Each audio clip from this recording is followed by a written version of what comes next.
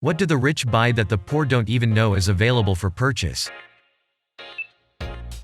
Kidnapping insurance. Can confirm. I worked for a place where the CEO was very hands-on and would oftentimes fly to countries that were less than stable to sell the product.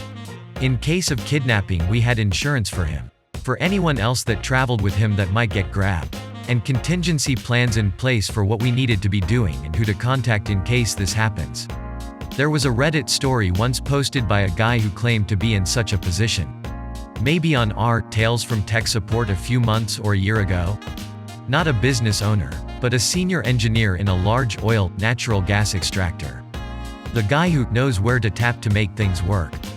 He claimed that, when working in one unstable South American region, he was kidnapped by two brothers. Having been in such a situation before, he gave them the contact info of the kidnapping insurance, and then gave them a stack of cash to go buy as much liquor as they could while they were out. He got them dead drunk, then walked next door and told their mother on them while enjoying a bowl of their mother's stew. The mother chewed them up one side, then down the other, and the sons dropped him off at work the next day. Edit. It was a post on our malicious compliance, and two people in reply to this comment linked the actual story. Give them that ruby love for digging it up. 2*ND edit. Kidnappers insurance was not even mentioned in the original post. The top comment on thread reminded me of the post, and I had remembered incorrectly that K&R was involved. Check the direct replies to this post to find links to the original post that I refer to. Private jet timeshares. For those not quite rich enough for their own private jet, or those rich people wanting to be a bit frugal, the really rich motto, if it fly, floats or duck, you rent it. Edit. No, I haven't seen Ballers. It's a very old saying, Drive wasn't in it when I heard it. But it makes sense, I guess. I was a mechanic for a while, and one of the guys used to always say this. Time. All that crap you do, commuting, grocery shopping, cooking, cleaning your house, waiting on hold, paying bills, all those chunks of your life that are eaten up by minutiae, rich people buy out of all that routine garbage. Time is all you really get in your life. Rich people buy it back. This is the answer. No need to scroll. Even Warren Buffett and Bill Gates do whatever they can to get back time. The only commodity that is finite. All the dearest things to plunder. Thieve and walk away with wonder.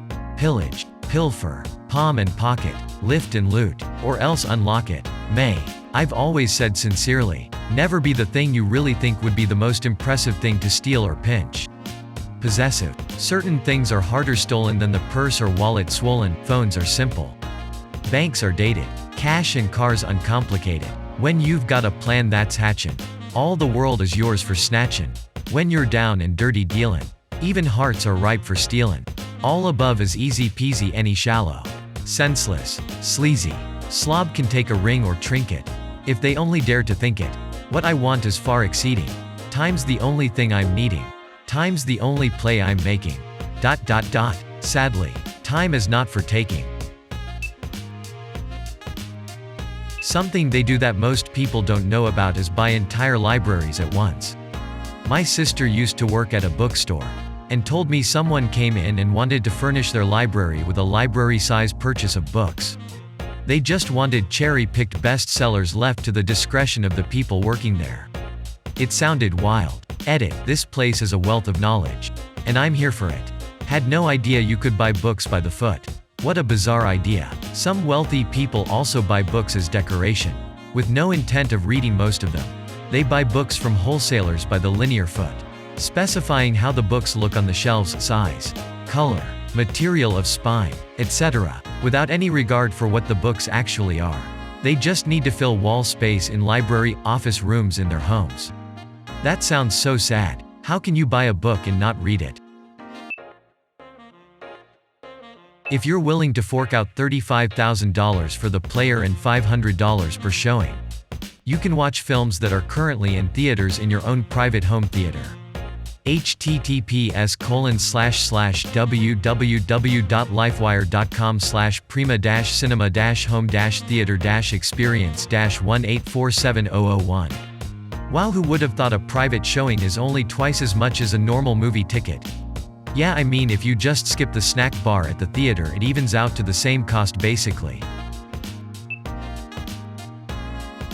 landing 747s in small airports. I grew up around Lexington, KY. The region is huge on horses, particularly thoroughbred horses. The entire city is surrounded by horse farms, and these farms breed some of the best racing horses in the world. The rich and famous will often come here to buy thoroughbreds to add to their breeding stock. One such person is a sheik from Dubai, I think, who owns his own private 747. Now the local airport isn't rated for 747s, and it's not legal to land one there unless it's an emergency. The sheik doesn't care though and lands his 747 there anyways. The airport fines him every time he does this, which he is totally fine with paying. I've been told that many of the upgrades to the airport over the years were almost entirely funded with money from those fines. In London, rich people figured out it was cheaper to just park on the streets illegally and just pay the fines every day than to pay for parking in the city. So the city started clamping cars. So the rich people started paying people to go and pay the fine for the car to be unclamped before they wanted to leave. I've heard that now, in response to this, the police have changed their policy for certain parking spots. Instead of just booting the car, they'll have it towed right away, and then scrapped. Do not pass go. Do not collect $200. Slam bam boom. Away to the scrapyard. The rich people in London have started to take those no parking zones a bit more seriously after that. Even if they could afford to buy a new car every week. It means that they'd be out a car the moment they set food back outside. Underage sex parties on private islands. Don't forget, Jeffrey Epstein committed suicide. Private boarding gate at certain airports. Complete with showers, a spa, full bar, lounge, food, a bed, gym, sauna, etc. Total privacy. Your luggage is scanned and taken through security by a concierge. And you're driven to the plane in a BMW 8 Series. LAX has them now. Hello. Yes. I would like to order some wealthiness just so I can have access to the private boarding gate. Yes. I'll hold. Thank you. ETA. Asterisk shut up. You guys. I'm on the phone. Asterisk and thanks for the silver and the chuckles. Specialized household staff. When someone is truly mega rich, running their household takes the same complexity as running a small to mid-size company. And management is skilled and compensated accordingly. Don't think butler, think head of operations at a luxury hotel. The staff that household managers oversee can be really specialized as well. For example, Larry Ellison has his own personal curator to oversee his collection of Asian art. They do things like advise on the purchase and sale of art in his collection, oversee storage and display of art housed on his property, oversee process of lending art for storage and display at museums. The curator will often have their own staff to conduct actual conservation work, art transport, art installation, etc. So if you've already got an in-house crew of 7 people focused on your art collection alone, imagine how big your entire household staff is. That's why you've got a household manager. One of my friends comes from a super wealthy family. We stopped by her parents' house and of course it's a mansion with a full staff. The lead maid took one look at me and guessed my size. From there she laid out several outfits that had been bought but not worn for me to take home. It was surreal. Everyone knows about mega yachts, but the very rich also enjoy their own trains. Or at the very least private super luxurious train cars. With their budgets it isn't expensive to rent space on freight lines and an engine. Assuming they don't own their own. Sometimes a group of friends will hook their private cars together and motor around a continent having a big party. Now I am imagining some fat cat in his luxury train car between a bunch of loads of coal and some hobos in an empty boxcar.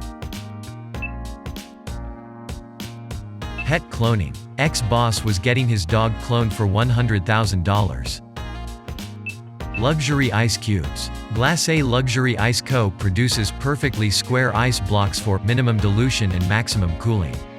Hand-carved and completely clear. These cubes are sold in bags of 50 and each bag costs $325. Entire floors of hotels or multiple floors. Entire restaurants. Chefs from literally any restaurant in the world to cook for them. Wherever they are. I saw all of those things done by a prince of Saudi Arabia. We estimated it cost him $50,000 just for the one private meal in our restaurant. Given that he, 1.